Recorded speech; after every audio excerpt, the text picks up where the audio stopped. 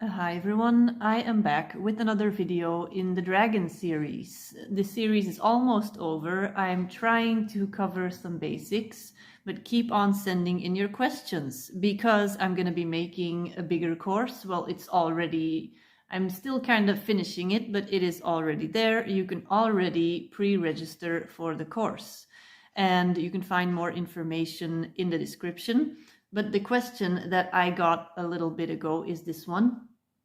Are there any red flags that you should look out for in practitioners working with dragons? And this is something that my friend Alexis and we're going to get into that probably in a podcast or something later. And she's also going to be doing stuff with dragons. I'm going to be doing stuff with dragons. There's a lot of people like the dragons. People like them. Because there is so much information on dragons out there, I feel that it is just really important to see what resonates with you. Because I do believe there are different levels of working with dragons. Dragons are here to work on different frequencies, different kinds of dragons, different types of purposes, different levels of assistance.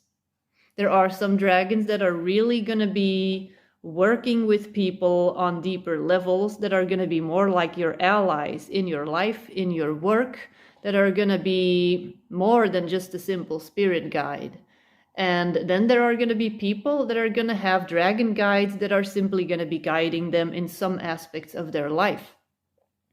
So just see what resonates with you, because the way I work with the dragons may not resonate with you, and the way somebody else works with the dragons may be for you.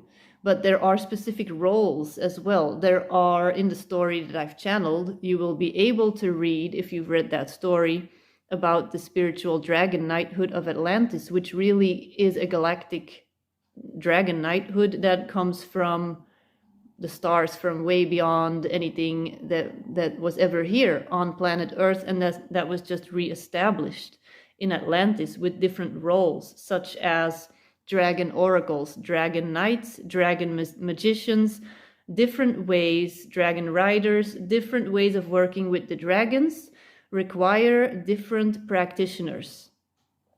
So you're gonna have to see who resonates with you, because they have this medicine to offer, this new initiation, how they can initiate you into working with your dragon. So you have to look at what is my connection with the dragons. And I can do that in an Akashic Records reading, for instance, because every person, I see dragons in almost like 80% of everybody that I do readings for, the dragons will pop up, but they are never going to be doing the same thing. For some people, I'm getting sidetracked. This was not at all what I was going to be talking about. For some people, the dragons are simply going to be assisting them in grounding. For others, they're going to be helping them in healing work. For others, they're going to be doing a lot of different work, astral protection work. They are going to be doing all kinds of stuff. Different dragons are going to be guiding you in different ways. So let me get back to this question. Red flags to look out for in practitioners working with dragons. For context, there are certain people out there, I'm just reading this off of my screen, somebody claiming that certain dragons were being hijacked, manipulated, and used. And that there are certain practitioners, and this isn't limited to just people working with dragons. This, in the spiritual community, there are a lot of people that are, you just have to tune in to their energy. Some people you can sense, they are not really being authentic, and they may be hijacked. And we don't like to talk about this. How, like, if these people are on a spiritual journey, they are offering spiritual services, that does not necessarily make somebody a good person with good intentions, because the spiritual community is going to be infiltrated as well with negative energy. Because if you would want to influence people that are on the brink of awakening or that have newly awakened, what better place to do this than in the spiritual community where all these newly awakened souls are going to be looking for answers. So if you can infiltrate that community, then you hit the jackpot, basically.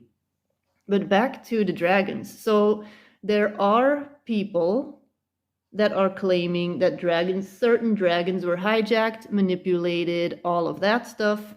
But then when you tune in to some of these people that are working with dragons, this is just stuff that I'm reading that other people have noticed. This is not stuff that I've noticed. This is stuff that I've been hearing from other people, that you can see that basically this person has an attachment or is hijacked. And I know we don't like to use those words, but that is the way it is. That's just the way it is. It's not all love and light, and you just really have to use your inner compass. When you are tuning into people, it is not because somebody has 5,000 followers, 50,000 followers, that does not make them an authority figure. If their energy does not feel right to you, it does not matter how many followers they have. That does not equal spiritual authenticity. So back to what I was saying. So this person is wondering how we can be confident in practitioners who are using angelic dragon energy, because like I said in one of my previous videos, the origin of dragons is angelic. Anyway, so what did I say? That an actual dragon would be very hard to manipulate. There needs to be 100% harmonic heart connection for a symbiotic collaboration. But I would not be surprised if there is some sort of deception going on where lower astral beings or negatively polarized beings can be, they can pretend like they are dragons. They resemble something dragon-like. And for somebody that has newly awakened and has no idea, if there's a practitioner working with energies that they can pretend are dragon energies, and they can then basically harvest this. I know this video is getting weird, okay? But this needs to be said. If you're gonna be into this dragon stuff, you need to hear this stuff.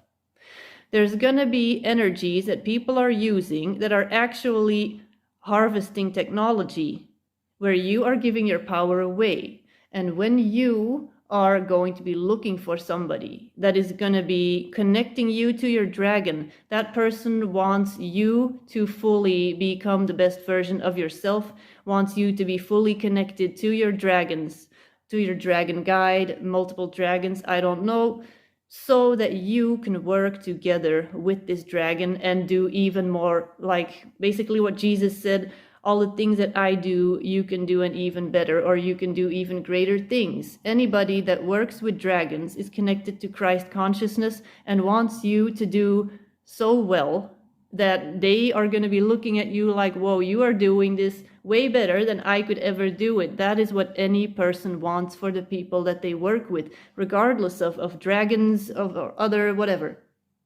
That is what you have to look out for. Like a good mentor, spiritual guide doesn't care if their clients, oh no, you're going to be better than me. Yes, please, because that means that you learned so much from everything that I have shared with you. I have never seen this in my experience. I haven't seen of any manipulated dragons, but it could be possible. But it feels to me like this is more of a deception. I think that was enough rambling for now. I'm gonna be back with, I think, 2 videos or 1, I'm not sure anymore. But if you would like more information on the dragons, you would like to dive in deeper, I do have a page up on my website where you can pre-register for the in-depth dragon course. So you can go check that out, or contact me if you would like more information. Send me your dragon questions and I will be back soon. Bye bye.